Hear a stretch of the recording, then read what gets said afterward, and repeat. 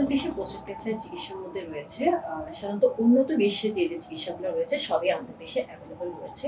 যেমন prostate cancer চিকিৎসার মধ্যে রয়েছে সার্জারি, রেডিওথেরাপি, প্রয়োজনে কেমোথেরাপি এবং hormone therapy. Hormone therapy androgen deprivation therapy নামে পরিচিত।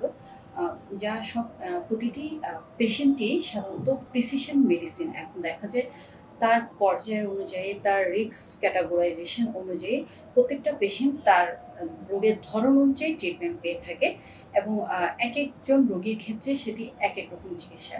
কিন্তু প্রত্যেকটি চিকিৎসাই আমাদের বাংলাদেশে, বিশেষ করে আমাদের চট্টগ্রাম অঞ্চলেও এখন অ্যাভেলেবল রয়েছে।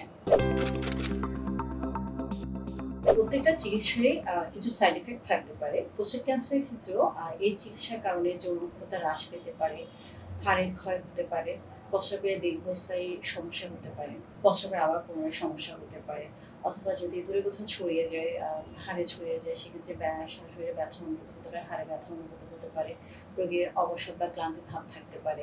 অন্যান্য ক্যান্সারের মতো প্রস্টেট ক্যান্সারও চিকিৎসা পরবর্তী সময়ে যে কোনো সময়ে আবার ফিরে আসতে পারে।